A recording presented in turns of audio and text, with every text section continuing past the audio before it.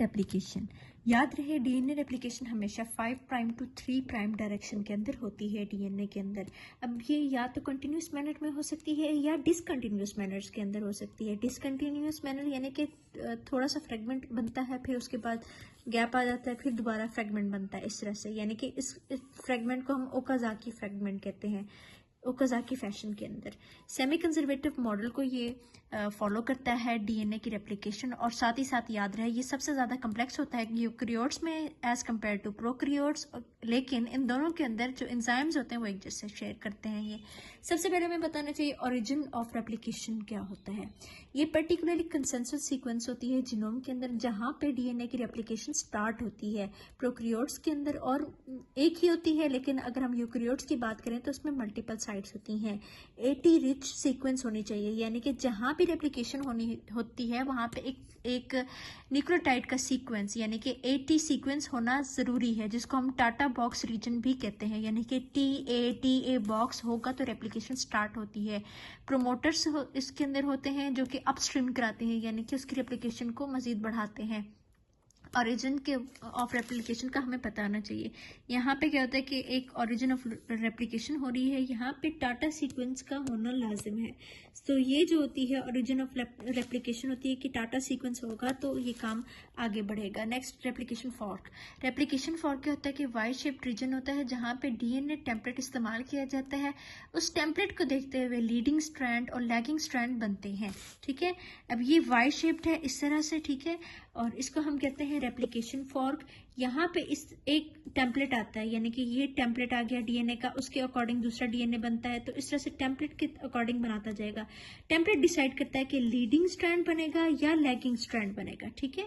तो नेक्स्ट आ जाते हैं एक एंजाइम है दैट इज कॉल्ड हेलिकेज। इस हेलिकेज ने क्या करना होता है, डीएनए को अनवाइंड कराना होता है, यानी कि साथ साथ ही चलता जाएगा, इसको खोलता जाएगा डीएनए को, ठीक है। तो अनवाइंड कराता है, रेप्लिकेशन फॉर्क के ऊपर ये मौजूद होता है, और ये क्या कराता है, डीएनए को 2 हाफ्स के अंदर डिवाइड कर देता है। अगर ये हेलिकेज एंजाइम डेफिशिएंट हो किसी पेशेंट के अंदर, अगर ये हेलिकेज एंजाइम जो है वो ना हो तो अनवाइंडिंग नहीं हो पाती। इसके रीज़न ये होती है कि BLM जीन की म्यूटेशन होती है इसके अंदर। एज ए रिजल्ट इसकी डेफिशिएंसी की वजह से ब्लूम सिंड्रोम होने के चांसेस ज़्यादा हैं, यानी कि ब्लूम सिंड्रोम हो जाता है, ब्लैम जीन की म्यूटेशन हो जाती है। सिंगल स्ट्रैंडेड बाइंडिंग प्रोटीन्स क्या चीज़ होती हैं? Single stranded binding protein prevent करती हैं स्ट्रैंड्स को रीएनीलिंग और डिग्रेडेशन से बाय न्यूक्लियस की हेल्प से।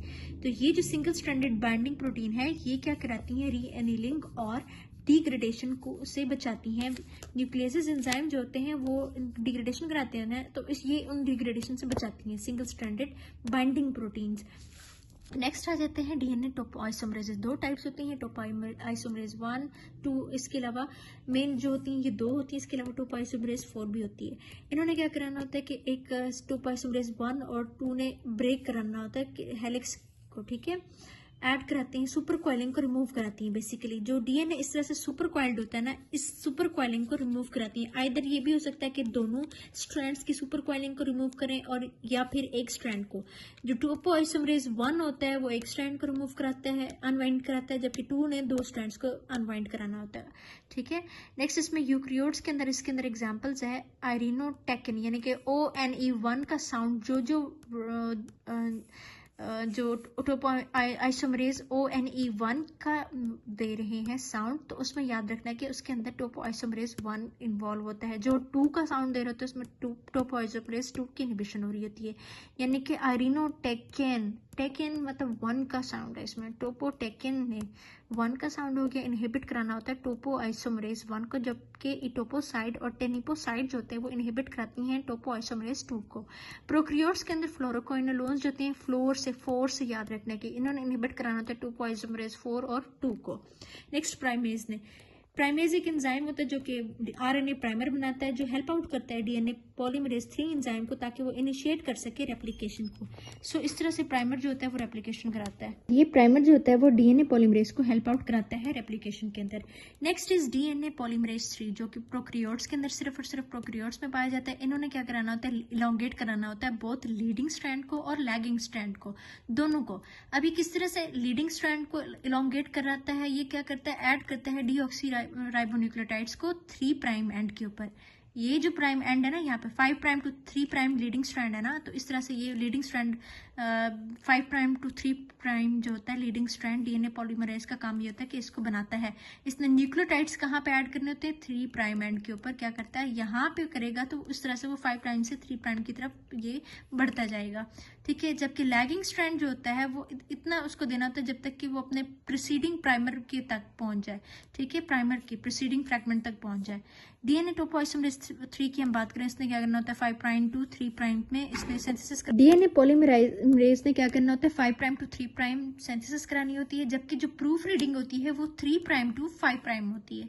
ये बात याद रखनी है। अब जो ड्रग्स होती हैं जो कि डीएनए को ब्लॉक कराती हैं, डीएनए की रेप्लिकेशन नहीं होने देती, उन्होंने क्या करना होता है, उनके पास एक मॉडिफाइड 3 प्राइम हाइड्रोक्सिल ग्रुप होता है जो कि प्रिवेंट करता है मजीद न्यूक्लियोटाइड की एडिशन को, यानी कि वो चेन को टर्मिनेट करा देता है।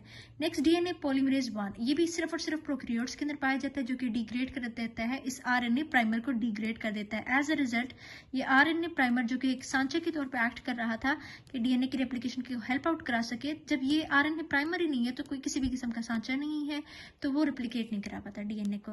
सो इसका फंक्शन भी डीएनए पॉलीमरेज 3 की जैसा होता है। ये एक्साइज करते हैं आरएनए प्राइमर को, कहाँ से, 5 prime to 3 prime end, 5 prime to 3 prime end से इसने एक्साइज कराना होता है। Next is DNA ligase. Ligase को याद रखना कि लाइगेज लिंक करता है डीएनए को, ज्वाइन करता है ओकाजाकी फ्रैगमेंट को। ये कैटेलाइज करता है formation of phosphodiester bond within a strand of double stranded RNA. Next is telomerase. Telomerase सिर्फ और सिर्फ यूकेरियोट्स के अंदर होता है, जो एक रिवर्स ट्रांसक्रिप्टेज होता है जिसको हम आरएनए डिपेंडेंट डीएनए पॉलीमरेज कहते हैं, जो कि ऐड करता है डीएनए को, डीएनए की सीक्वेंस होती है TTAGG triple G 3 prime and के ऊपर क्रोमोसोम्स के, ताकि अवॉइड किया जा सके लॉस ऑफ जेनेटिक मटेरियल को विद एवरी डुप्लीकेशन। ये अप रेगुलेटेड होता है प्रोजेनिटर सेल्स के अंदर, और समटाइम्स क्या होता है कि कैंसर सेल्स के अंदर भी अप रेगुलेशन होती है इसकी, लेकिन इसकी डाउन रेगुलेशन होती है अगर हम देखें तो एजिंग के अंदर और प्रोगैरिया के अंदर। टीलोमेरेज के अंदर टैग्स होते हैं फॉर ग्रेटनेस एंड ग्लोरी। सो ये इस तरह का होता है लीडिंग स्ट्रैंड, एक टेम्पलेट है उसके साथ साथ दूसरा बनता है। लैगिंग स्ट्रैंड में होता है इस तरह से बनती है, ओकाजाकी फ्रैगमेंट्स के तौर पे होते हैं। सो इस तरह का एक सांचा सा बनता है। So this is all about DNA replication के, किस तरह से डीएनए रेप्लिकेशन हुई, क्या क्या किस किस चीज़ के फंक्शंस हैं।